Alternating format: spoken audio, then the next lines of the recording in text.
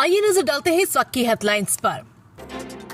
सरकार ने केंद्रीय कर्मचारियों के महंगाई भत्ते यानी डीए और महंगाई राहत डीआर में 2% की बढ़ोतरी को मंजूरी दे दी है। सरकार ने डीए 58% से बढ़ाकर 60% किया है। ये बढ़ोतरी 1 जनवरी 2026 से लागू होगी। इस फैसले से सरकार का सालाना 6,751 करोड़ रुपए का खर्च बढ़ेगा। इससे पहले अक्टूबर में महंगाई भत्ते को 55% से बढ़ाकर 58% किया था। पिछला रिवीजन 1 जुलाई 2025 से प्रभावी माना गया था, जिसका भुगतान एरियर के साथ किया गया था। ईरान ने फिर से होर्मुज़ स्ट्रेट बंद कर दिया। इसे शुक्रवार को खोला गया था, लेकिन अब इस समुद्री रास्ते पर पाबंदियां लगा दी गई है।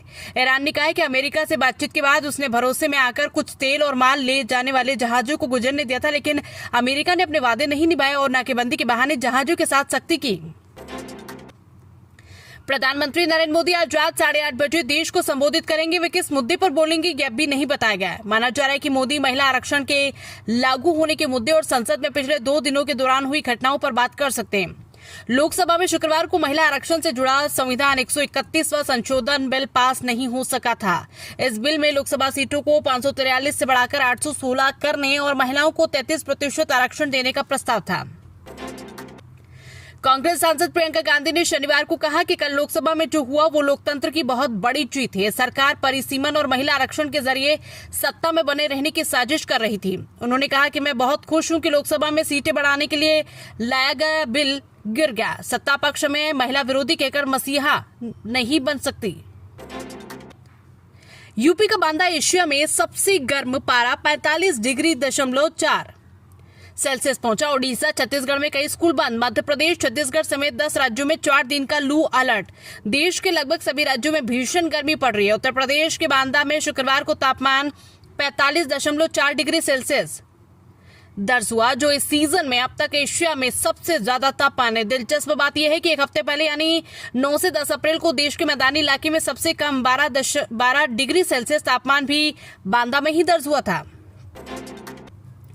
इस हफ्ते सोना चांदी के दाम में बढ़त रही। सोना 1,328 रुपए बढ़कर 1,52,000 रुपए प्रति 10 ग्राम पर पहुंच गया है।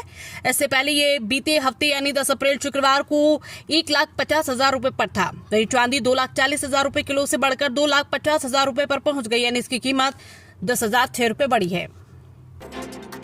ब्यावर में एक होटल के बाहर चारपाई पर सो रहे 3 युवकों पर मुंह बांधकर आए 10 से ज्यादा हमलावरों ने लाठियों से हमला कर दिया। उन्होंने युवकों को बेरहमी से पीटा और 50,000 रुपए कैश के साथ सोने की चेन भी लूट के फरार हो गए।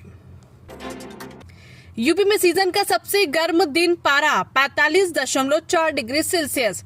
स्कूलों की टाइमिंग बदली, चलती बाइक में आग लगी, हाथी को बार बार नहलाया जा रहा है। यूपी में भीषण गर्मी पड़ रही है। पारा 45 डिग्री सेल्सियस के पार पहुंच गया है। शनिवार सुबह ज्यादातर जिलों में तेज धूप है, गर्म हवाएं चल रही है। शुक्रवार को बांदा का तापमान 45.4 डिग्री सेल्सियस रिकॉर्ड किया गया। पूरे देश में सबसे ज्यादा था। पिछले साल अप्रैल के आखिरी हफ्ते यानी 27 अप्रैल को पारा 45 डिग्री सेल्सियस के पार पहुंचा था, यानी इस बार 10 दिन पहले से ही गर्मी सख्त तेवर दिखाने लगी। ग्वालियर में इंस्टाकार्ट का डिलीवरी बॉय 21 जनवरी से लापता है। वो 28 पार्सल लेकर निकला था, लेकिन शाम तक नहीं लौटा।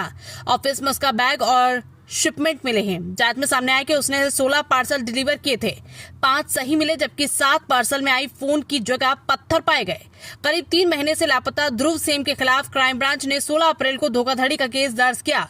7 आईफोन की कीमत करीबन 10 से 11 लाख रुपए बताई जा रही है।